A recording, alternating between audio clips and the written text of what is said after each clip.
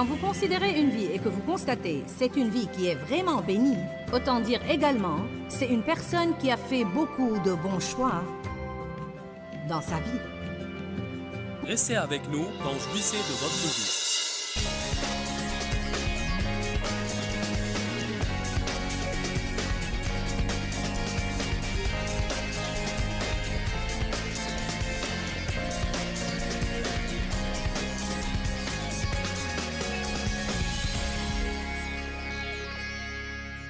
De faire le bon choix. Choisir, choisir, choisir. On est confronté à des milliers de choix chaque semaine.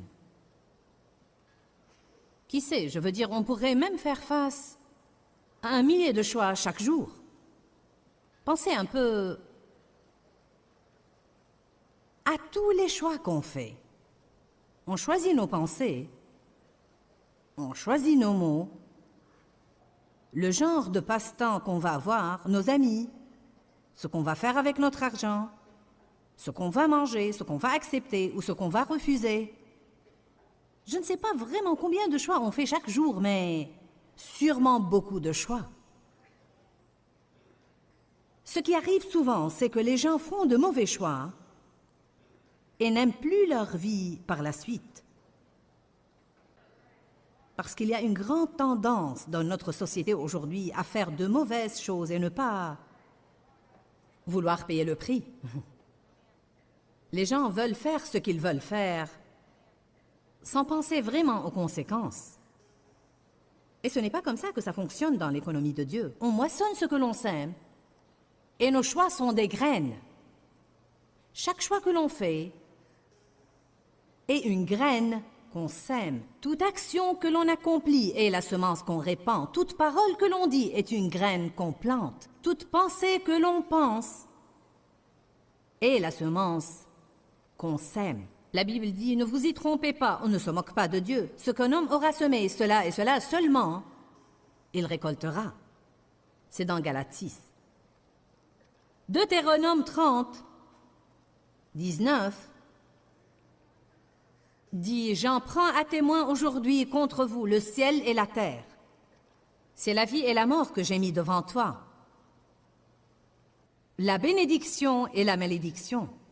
Choisis la vie pour que tu vives, toi et ta descendance. Quelle écriture impressionnante. J'ai placé devant toi deux chemins. Devant chaque personne, il y a deux parcours, deux routes à suivre. Le bon chemin, le mauvais chemin. Le bon chemin, le mauvais chemin. Le chemin qui va apporter des bénédictions, le chemin qui va attirer des malédictions dans notre vie. Si vous voyez une personne dont la vie est vraiment bénie, ne dites jamais qu'elle est née avec une cuillère en or dans la bouche, parce que d'être vraiment bénie comprend beaucoup plus que des biens matériels. Certaines personnes peuvent naître dans la richesse, certaines peuvent naître dans l'appui social, mais personne n'est né béni. La seule façon de marcher dans les bénédictions de Dieu, c'est de faire les bons choix. Quand vous considérez une vie et que vous constatez c'est une vie qui est vraiment bénie, autant dire également, c'est une personne qui a fait beaucoup de bons choix dans sa vie. Pour tous ceux qui ont besoin de changement dans leur vie, tout ce qu'ils doivent faire, c'est davantage de bons choix. Si vous n'êtes pas content dans n'importe quel domaine de votre vie, tout ce que vous devez faire, c'est commencer à faire de meilleurs choix dans ce domaine. Et bientôt, vous allez avoir de meilleurs résultats. Ça pourrait prendre quelque temps, mais vous aurez de meilleurs résultats. Mais peut-être que vous avez des problèmes dans votre vie qui sont le résultat de choix que quelqu'un d'autre a fait et qui vous ont affecté. Comme moi, par exemple, j'ai été sexuellement abusée dans mon enfance. Ainsi, c'est quelqu'un d'autre qui avait autorité sur moi, qui a fait de mauvais choix, qui ont considérablement affecté ma vie d'une manière tragique. Et pendant longtemps, j'avais une mauvaise attitude, j'étais amère, je m'apitoyais sur mon sort, et je ne faisais rien à ce sujet, sauf me désoler sur mon passé. Mais quelle bonne nouvelle c'était quand j'ai découvert que bien que quelqu'un d'autre ait fait de mauvais choix, je peux inverser et transformer le résultat de leur mauvais choix par mes bons choix. C'est fantastique. Et que mes bons choix affecteraient non seulement ma vie, mais ils affecteraient mes descendants.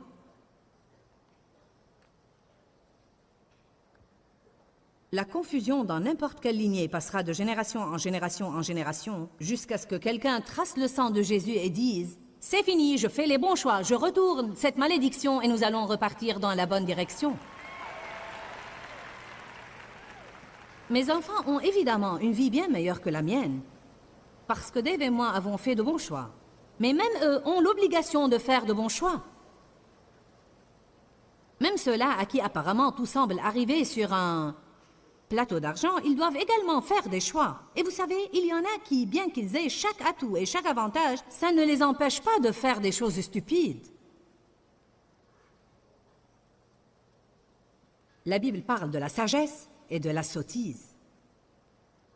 Ce que je ne veux pas pour moi et ce que je ne souhaite à aucun d'entre vous, ni à aucune personne à qui Dieu m'a donné le privilège d'enseigner la parole, c'est d'arriver à la fin de ma vie et d'être plein de regrets. Je pense que le regret est une chose horrible et je crois que la pire condition dans laquelle on peut être, c'est d'arriver à l'âge de 80 ans et de regarder en arrière et regretter notre vie. N'est-ce pas une chose horrible? Le monde est plein de gens comme ça. Je regrette d'avoir fait ceci et je regrette de n'avoir pas fait cela. Et donc, la seule façon d'éviter les regrets, c'est de faire les bons choix maintenant. D'où le titre de mon message ce soir, « Les mauvais choix mènent au regret ». J'ai mis devant toi la vie et la mort. Choisis la vie. Je dis toujours que c'est comme un examen à choix multiples. J'ai placé devant toi A, la vie, B, la mort. Réponse correcte, choisis la vie. C'est comme, au cas où tu serais bouché, laisse-moi te dire ce qu'il faut choisir. J'ai mis devant toi la bénédiction et la malédiction. Fais le bon choix pour que tu vives, toi et ta descendance. Bon, si vous faites de mauvais choix, ça affectera ultérieurement vos enfants. Et si vous faites de bons choix, ça aura des conséquences positives pour eux. La définition du mot regret, c'est un sentiment de manque, d'amertume, de déception. C'est un sentiment de douleur ou de peine, de vouloir pleurer quelque chose, une tristesse liée à sa perte et un remords pour ce qui est perdu. C'est éprouver de la peine et du chagrin sur un désir non assouvi ou une action qui a été réalisée ou qui a été manquée. Le regret est exprimé dans notre bouche ainsi. Si seulement j'avais, si seulement je n'avais pas. Comme je vous l'ai dit auparavant quand je vous parlais d'un autre sujet, on a besoin de moins de soupirs et de plus d'action. Ça veut dire qu'on a besoin de courage, Église. On a besoin d'avoir le courage de faire ce qui est juste. Nous avons besoin d'avoir le courage de faire les bons choix maintenant, même si ces bons choix pourraient nous causer de la peine et de la souffrance pendant quelque temps. Il vaut mieux faire le choix de s'éloigner et de s'écarter d'un ami qui vous empoisonne la vie et de passer certains soirs tout seul que de continuer à faire le mauvais choix et vous empoisonner la vie jour après jour après jour. C'est malheureux à dire, mais une grande majorité des gens choisissent le confort du moment, quitte à ne leur rester plus tard que le regret. Si seulement j'avais, si seulement je n'avais pas. Que de personnes mariées disent en ce moment, si seulement je n'avais pas épousé cette personne. Je ne vais pas vous demander de lever la main. Je ne veux même pas savoir. Mais vous savez, ceux qui sont en train de regretter maintenant, je me demande combien d'entre eux savaient en leur intérieur quand ils avaient pris cette décision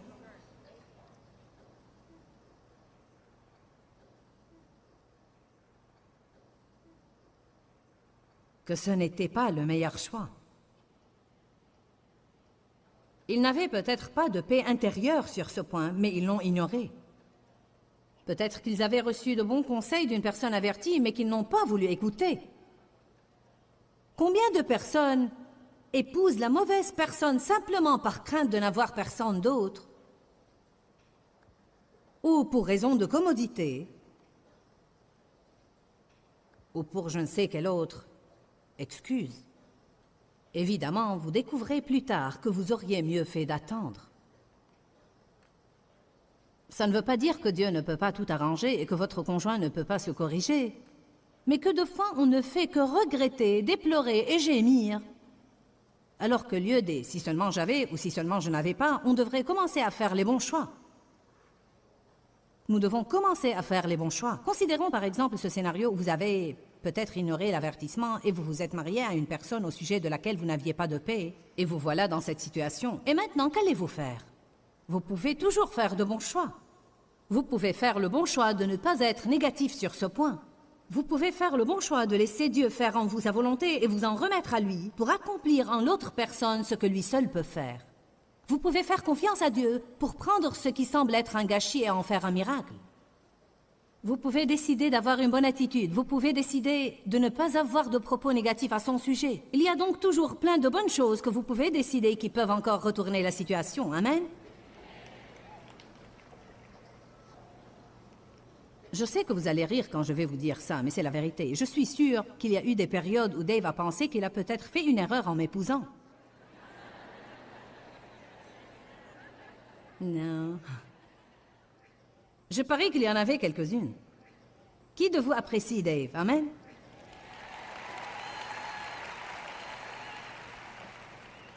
Alléluia. Ce bon vieux Dave. Solide, stable, toujours joyeux, toujours en paix. Dieu soit loué pour de merveilleux exemples comme lui en nos vies. Mais il a dû y avoir au cours des premières années des périodes où Dave s'est demandé s'il n'avait peut-être pas fait une erreur ou s'il avait fait un mauvais choix, mais vous savez, il n'a pas sauté du bateau. Il a persisté. Il a tenu ferme pendant les années difficiles.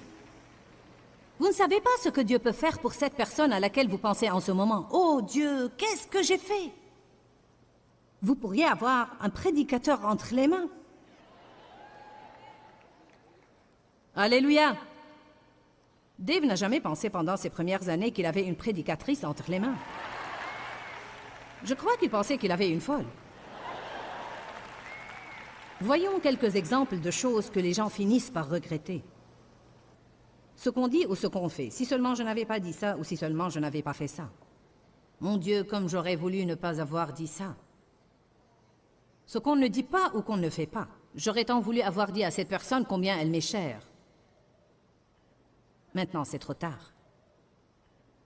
Si seulement j'avais économisé un peu d'argent toutes ces années, maintenant je regrette d'avoir dépensé tout ce que j'avais.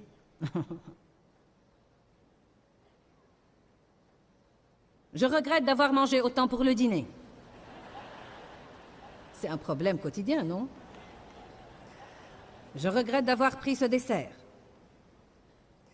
Je regrette de n'avoir jamais fait de sport dans ma vie. Et maintenant, tout ce qui était ici haut est passé ici bas.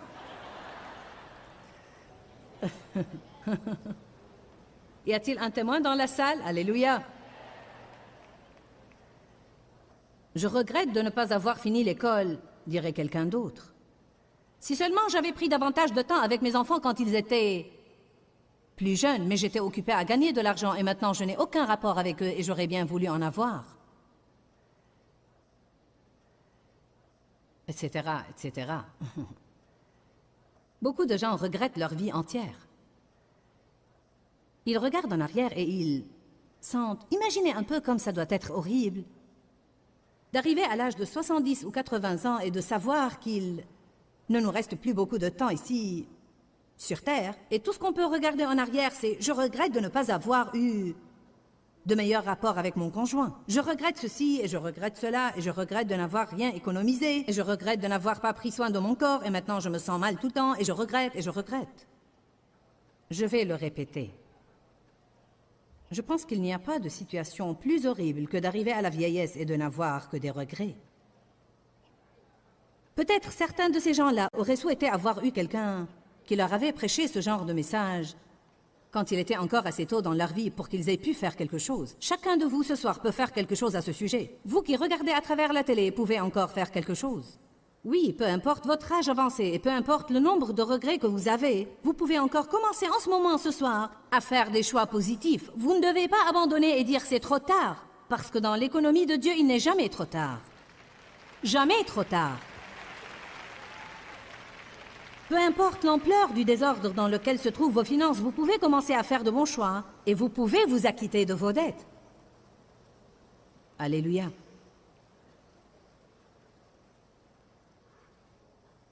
On peut lire l'histoire de Géasi dans le chapitre 5 de 2 Rois, où je veux que vous alliez. Et je crois que c'était un homme qui vivait probablement dans le regret.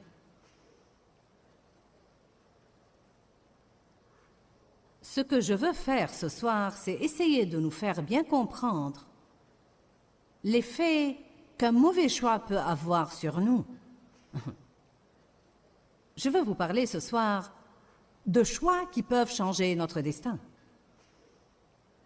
En fait, certains choix sont si importants que c'est effarant et on s'y engage parfois sans vraiment faire attention à ce qu'on fait. Ce n'est pas chaque décision que l'on prend qui est aussi importante, bien sûr, mais beaucoup le sont. Et je vous le dis, on doit s'assurer qu'on fait les bons choix. 2 Rois chapitre 5.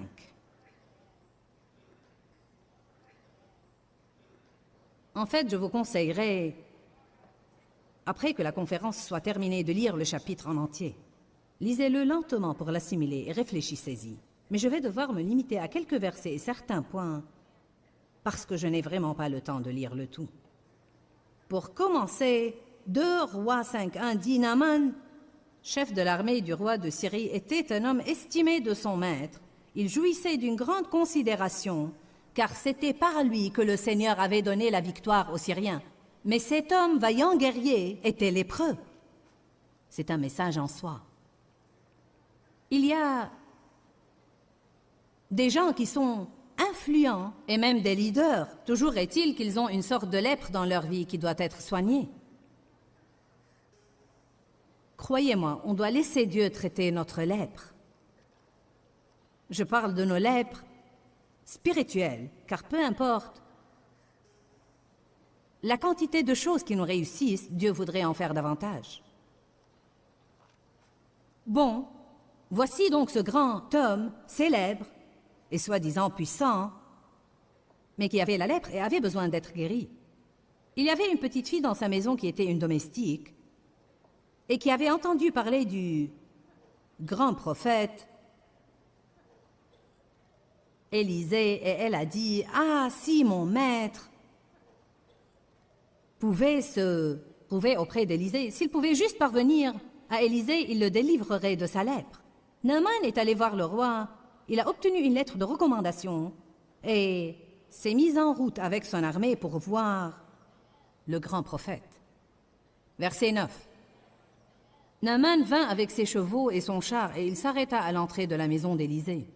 Verset 10, Élisée envoya un messager pour lui dire « Va, lave-toi 7 fois dans le Jourdain, ta chair deviendra saine et tu seras purifié. » Naaman s'irrita et s'en alla en disant « Je me disais, il va sûrement sortir de chez lui, il invoquera le nom du Seigneur son Dieu, il passera la main sur l'endroit malade et délivrera le lépreux. » Je trouve ça intéressant parce qu'on a là cet homme, il a la lèpre et je pense que ça nous dit juste là ce qu'était sa lèpre, c'était un problème d'orgueil. Au lieu juste de partir et d'avoir une attitude humble et d'aller faire ce que le prophète lui a prescrit, il s'est irrité parce qu'il est venu avec son plan. Combien d'entre nous loupent le miracle que Dieu avait pour nous parce que ce n'est pas la façon dont nous pensions que ça arriverait? Et je croyais que tu allais sortir et que tu allais passer la main sur l'endroit malade, et voici que tu ne sors même pas pour me parler, tu ne me traites même pas avec respect, et tu me dis d'aller me laver dans cette rivière sordide. Non, je ne le ferai pas. Ça aurait été un bon c'est là, juste là. Vous dites, c'est quoi c'est là? Beaucoup de psaumes placent à la fin le mot c'est là, qui veut dire faites une pause et pensez calmement à cela. Parfois, c'est exactement ce qu'on doit faire quand on entend une chose pareille. C'est comme, oula, aurais-je quelques lèpres spirituelles dans ma vie? Et se peut-il que Dieu essaye de la soigner, mais je n'aime pas la manière dont il me traite, et alors je me borne à garder mon problème?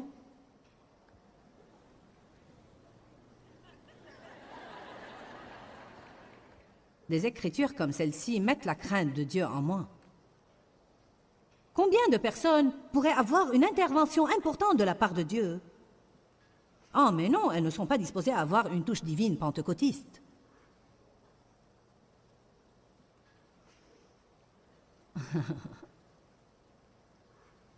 Je me demande combien de personnes y a-t-il que Dieu incite de l'intérieur. Levez les mains et louez-moi. Mais elles sont comme...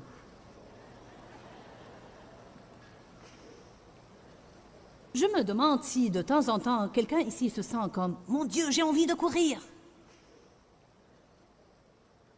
Vous savez, je ne vous dis pas que tout le monde devrait avoir une bouffée émotionnelle, mais je pense qu'il y a un temps où on doit s'humilier vraiment et être prêt à compromettre notre réputation pour avoir la percée que Dieu veut nous donner. Ou encore, que de fois, peut-être que si vous vous prosterniez et vous vous humiliez, l'Esprit de Dieu commencerait à se mouvoir dans votre vie d'une manière puissante. Mais non, on veut toujours notre propre style de renouveau. Je vais en rester là et vous en faites ce que vous voulez.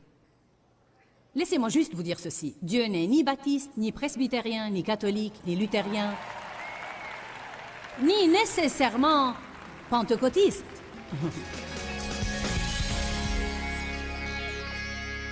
On connaît tous des gens qui sont arrivés à la fin de leur vie et tout ce qu'il leur reste n'est que regret. Le regret sur ce qu'ils ont fait ou omis de faire et sur la façon dont ils ont traité les gens. La seule manière d'éviter cela, c'est de faire de bons choix maintenant. La sagesse, c'est de faire à présent ce qui nous rendra heureux plus tard. Choisissez de marcher dans la sagesse. Cherchez Dieu avant de prendre des décisions qui pourraient affecter votre vie. Il n'est jamais trop tard pour commencer à faire de bons choix. Je dis aux gens, si vous respirez encore, il n'est pas trop tard pour recommencer à nouveau. Dieu merci qu'avec lui, ses bontés se renouvellent chaque matin et qu'on peut repartir de nouveau à tout moment. Pourquoi, Seigneur, pourquoi? Dans ce livret, Joyce Meyer nous enseigne à travers la parole comment être délivré de la confusion. Pour obtenir ce livret gratuitement, écrivez-nous à Joyce Meyer, boîte postale 40095-6300 Larnaca, Chypre. Ou bien visitez notre site web www.joycemeyerme.org/fr.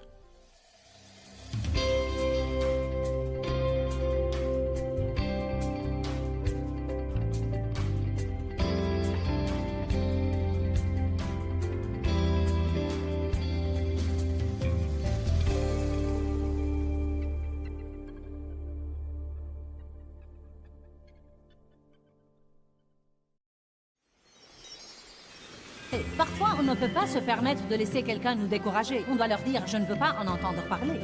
Restez avec nous dans Jouissez de votre vie.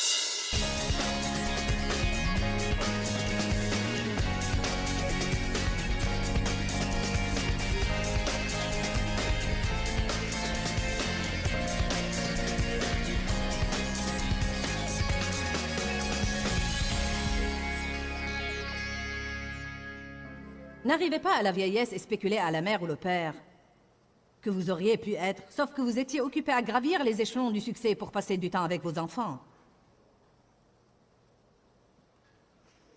Et en conséquence, ils ne viennent jamais vous voir. Vous n'avez aucun rapport, ils ne vous appellent jamais. Et vous êtes vexé et amer à ce sujet, mais la vérité est que vous n'aviez jamais établi un bon rapport avec eux. Dieu soit loué. N'arrivez pas à la vieillesse et vous retrouvez sans un minimum pour assurer vos besoins et incapable d'aider les autres et puis passez votre vie à regretter de ne pas avoir mis un peu de côté à chaque chèque de paye et à ne pas avoir choisi le plan de Dieu pour les finances qui consiste à donner une partie, mettre une partie de côté et à dépenser une partie et non pas dépenser le tout, ne rien donner et ne rien économiser. Donner une partie, mettre une partie de côté et dépenser une partie. Si tout le monde faisait cela, nos besoins seraient assurés. Bon, allez maintenant au deuxième livre des rois, chapitre 2.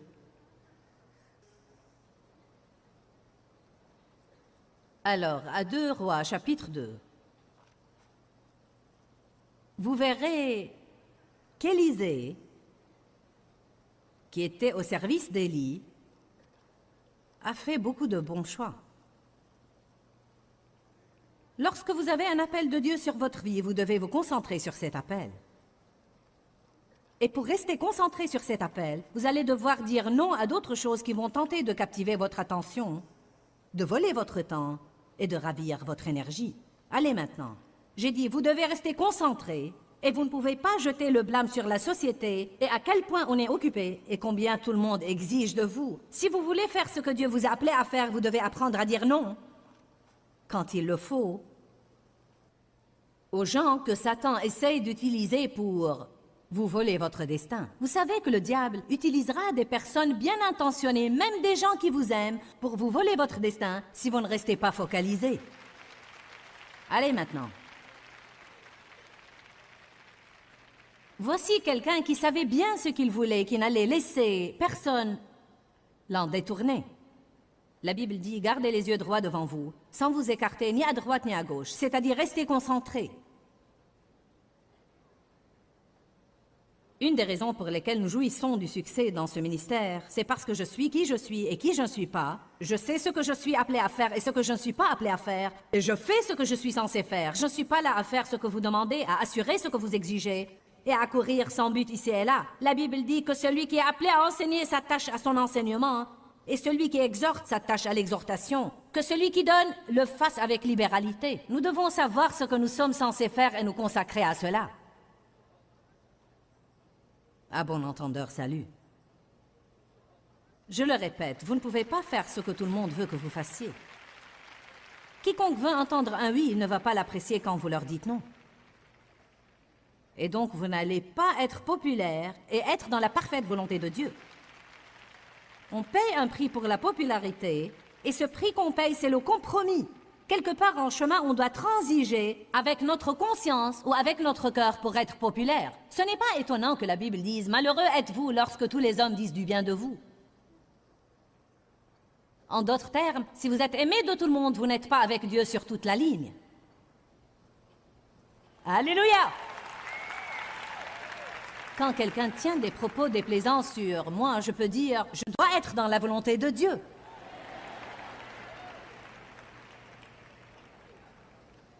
Quand je prêche dans une ville et quelqu'un écrit un article méchant sur moi dans le journal, je peux juste dire « Dieu soit loué !» Je suis sur la bonne voie. Qui comprend ce que je dis ici ce soir? Je peux vous garantir que ceux d'entre vous qui ont réussi à être ici à cette réunion, il y avait maintes choses qui ont essayé de vous empêcher de venir. Est-ce que je dis vrai? Vous savez, il y en aura encore qui essaieront de vous empêcher de revenir demain et demain soir et samedi matin. Vous pouvez bien y compter. Si vous allez venir, vous devez rester concentré. Combien d'autres étaient supposés être ici ce soir? Nous aurions fait certainement salle comble. Il y aurait même eu une file à l'extérieur, car il y a des gens avec un tel fouillis dans leur vie qu'on ne devrait jamais avoir de siège vide dans les églises où la parole est prêchée. Jamais, jamais n'auriez vu un siège vide. Mais c'est une question de choix. Satan essaiera toujours de détourner les gens de leur décision initiale. Je le répète, il emploiera des personnes bien intentionnées et même qui vous aiment beaucoup pour vous déconcentrer. Ça ne sert à rien de vous fâcher contre eux parce que c'est vous qui devez être ferme et dire oui ou non. Ne soyons pas comme Adam. C'est la femme que tu as mise auprès de moi, c'est elle qui m'a incité à le faire.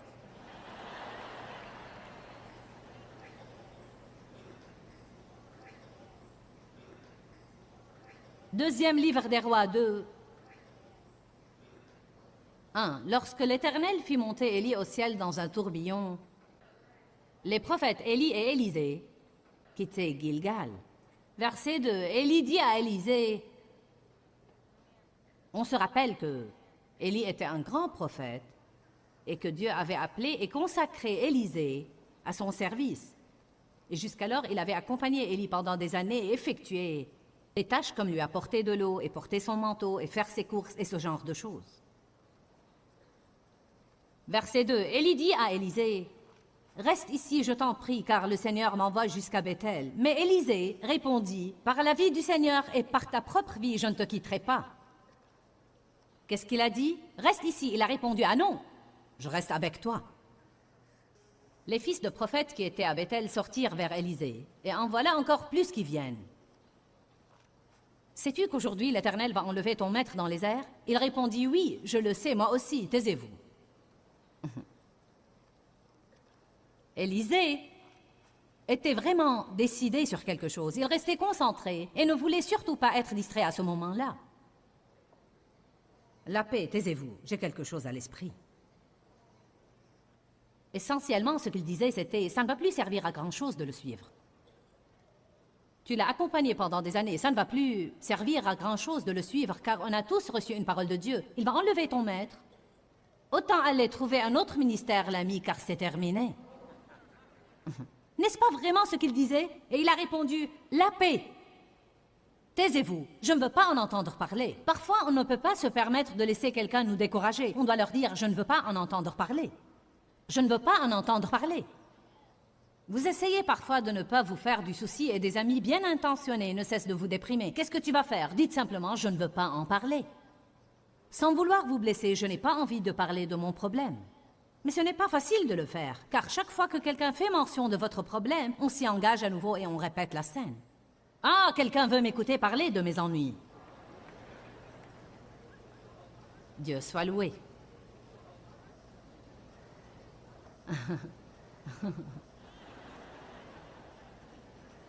Pensez-vous que le diable abandonne du premier coup? Non. 2 Rois 2,4. Élie lui dit, Élisée, reste ici, je t'en prie, car le Seigneur m'envoie à Jéricho.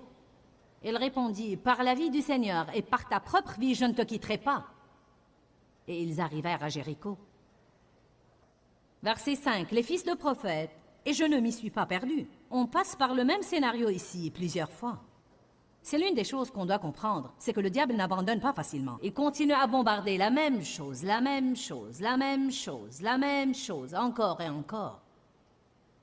Verset 5. Les fils des prophètes qui étaient à Jéricho s'approchèrent d'Élisée et lui dirent « Sais-tu qu'aujourd'hui le Seigneur va enlever ton maître dans les airs au-dessus de ta tête ?» Il répondit « Je le sais, moi aussi, taisez-vous. » Élie lui dit « Reste ici, je t'en prie, car le Seigneur m'envoie au Jourdain. » Il répondit, « Par la vie du Seigneur et par ta propre vie, je ne te quitterai pas. » Bon, j'ai écrit ici plusieurs fois à la fin de ce verset, c'est un bon choix, un bon choix, un bon choix, un bon choix. Ça ne sert à rien de constater qu'il a reçu une double part de l'esprit d'Élie et a fait de plus grands miracles encore qu'Élie a fait si on ne reconnaît pas le bon choix, le bon choix, le bon choix, le bon choix. Souvent, tout ce qu'on voit, c'est ce que quelqu'un finit par décrocher, et on ne porte aucune attention au bon choix qu'il a fait pour y arriver. Et alors, on souhaite être comme eux, mais on ne veut pas faire ce qu'ils ont fait pour arriver là où ils sont arrivés. Ouh, allez! Quelqu'un ici doit recevoir une flamme en lui pour commencer à faire de meilleurs choix dans la vie. Parce que demain, vous récolterez le fruit des choix d'aujourd'hui. La semaine prochaine, quand le diable vous attaquera et vous tentera, vous aurez entendu ce message parce que vous avez fait un bon choix et vous pourrez lui résister. Et tous les autres pour qui Satan a utilisé quelqu'un de bien intentionné pour les en détourner, ils ne sont pas restés concentrés et ils vont faire une autre mauvaise décision et se demander pourquoi leur vie n'est pas bénie.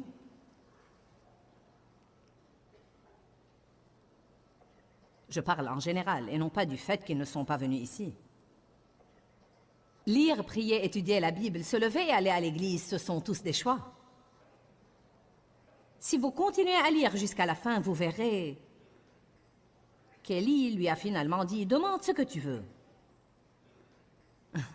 Il a répondu « Je veux que vienne sur moi une double part de ton esprit. » Il a dit « Tu demandes une chose difficile, mais si tu me vois pendant que je serai enlevé loin, si tu maintiens l'attention jusqu'à la fin,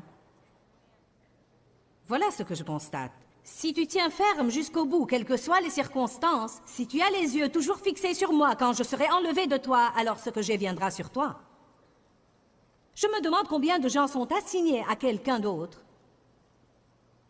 mais ils n'aiment pas leur travail. Alors ils l'abandonnent et filent et essayent de trouver un rôle qui soit un peu...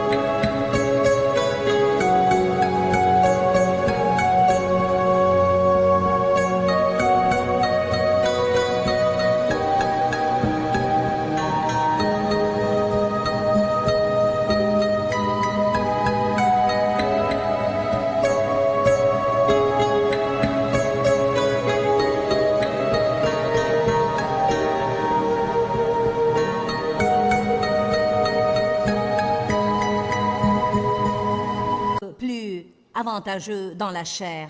Je me demande combien de personnes tiennent ferme dans un travail de service et le maintiennent jusqu'au bout. Je me demande combien de fois Dieu peut affecter quelqu'un à un homme ou à une femme de Dieu pour l'aider et se mettre à leur service, et ils peuvent le faire jusqu'au bout sans essayer de créer un schisme ou de voler leur ministère ou blablabla. Bla, bla, bla.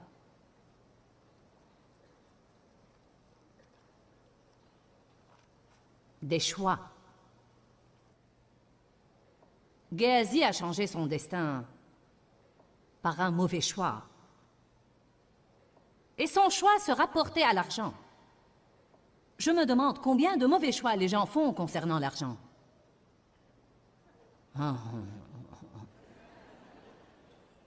Wow.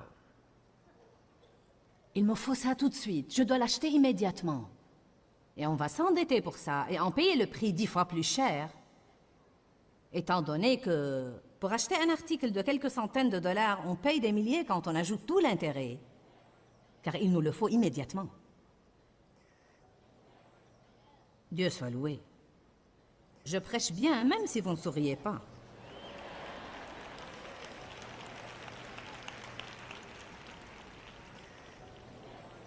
Première épître de Timothée 6,10 dit « L'amour de l'argent est la racine de tous les maux. » Allons à Marc chapitre 10 pour un instant.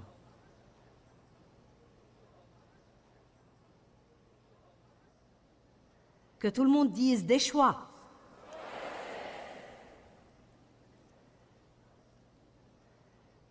Marc chapitre 10 verset 17.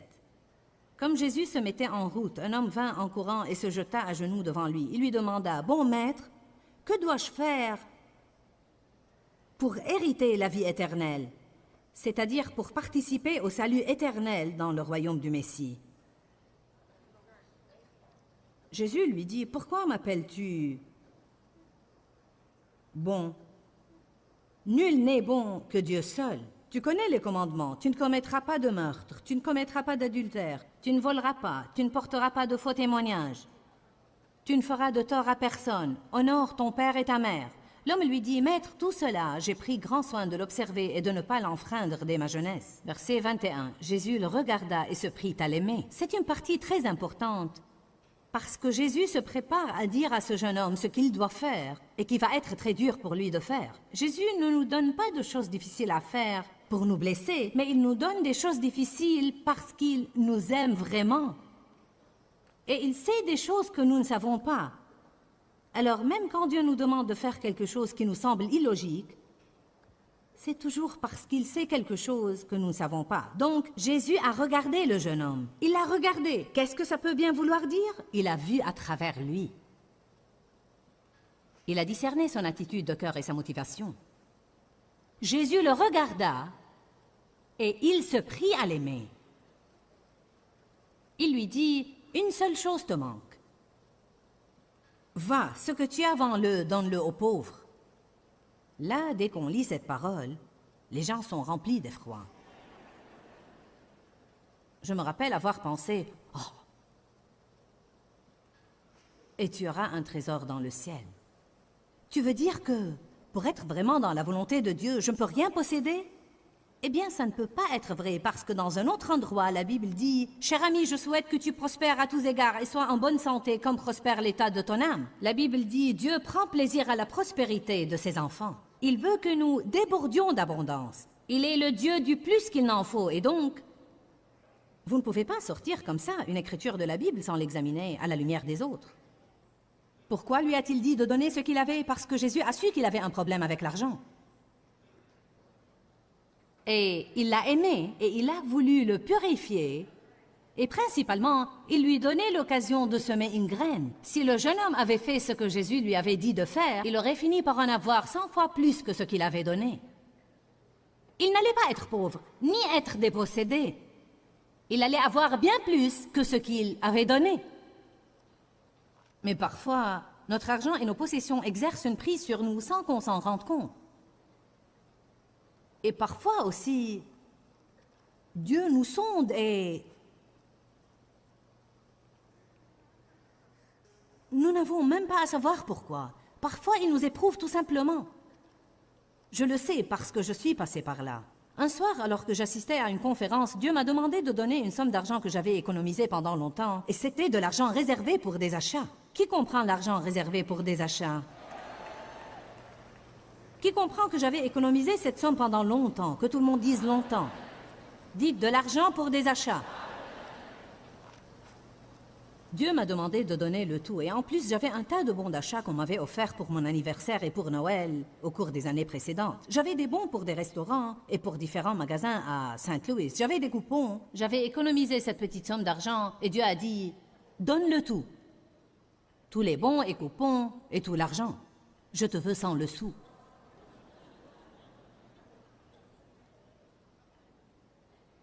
J'ai dû écouter pendant quelque temps. Mais en ce temps-là, j'avais progressé et j'étais déjà passé par là. Alors c'était loin d'être aussi dur que la première fois. Je savais à qui j'étais supposé donner cet argent et je ne pouvais pas le leur donner jusqu'à ce que je sois rentré. Ce que je me prépare à vous dire est l'exacte vérité. Dans mon cœur, j'avais semé cette somme parce que je savais que j'allais donner l'argent à la personne en question. Et avant même d'être sorti du bâtiment ce soir-là, quelqu'un m'a remis le montant exact que j'avais promis. Exact. Depuis ce jour-là, l'argent que j'ai eu en poche pour des achats n'a jamais été moins de 3 ou 4 fois le montant que j'ai donné. Dieu n'essaie jamais de prendre quoi que ce soit de nous, mais il va nous sonder et nous demander de faire des choses que nous ne voulons pas faire. Il n'essayait pas de prendre l'argent de ce garçon. Il l'a aimé, Jésus l'a regardé et il l'a aimé et il lui a dit « Voilà ce qui te manque. Tu dois te débarrasser de tout ce que tu as. » La Bible dit que ce jeune homme s'en alla tout triste, affligé et découragé parce qu'il avait de grands biens. Je me demande combien de personnes sont déprimées parce qu'elles adorent leurs possessions. Je me demande combien de personnes ont une sorte de lèpre spirituelle parce qu'elles ne font pas ce que Dieu leur dit à propos de leurs biens matériels. On doit comprendre que les choses ont de l'emprise sur nous.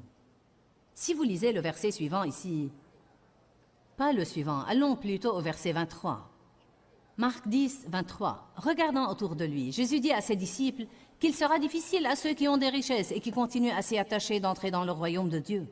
Ainsi, il n'y a aucun problème dans le fait d'avoir des richesses, mais dans l'attachement aux richesses et leur emprise sur nous. Dieu ne veut pas qu'on soit des réservoirs, il veut qu'on soit des intermédiaires.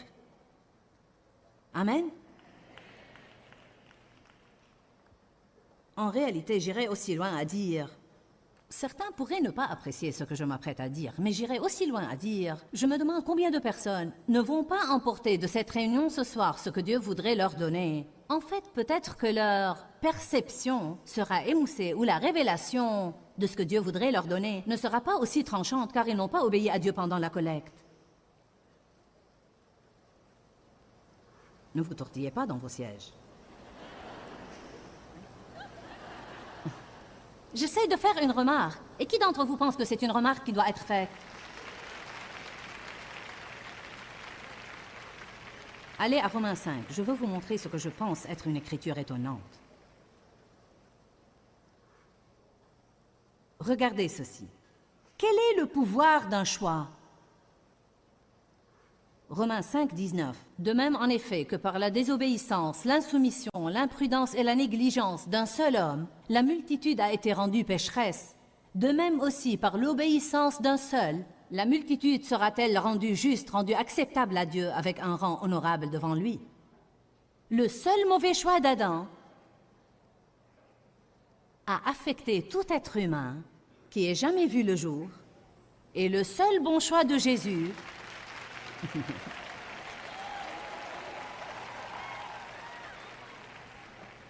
Mais que peut-on dire de votre choix et de mon choix?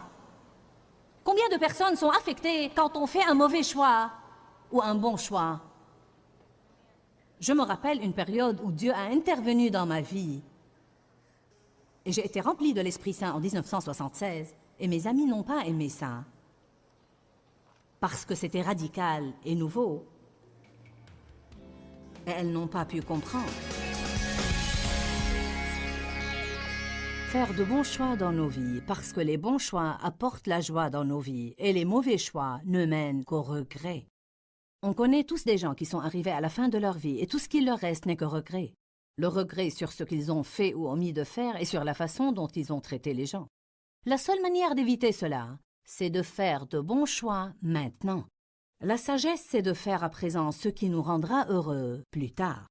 Choisissez de marcher dans la sagesse. Cherchez Dieu avant de prendre des décisions qui pourraient affecter votre vie. Il n'est jamais trop tard pour commencer à faire de bons choix. Je dis aux gens, si vous respirez encore, il n'est pas trop tard pour recommencer à nouveau.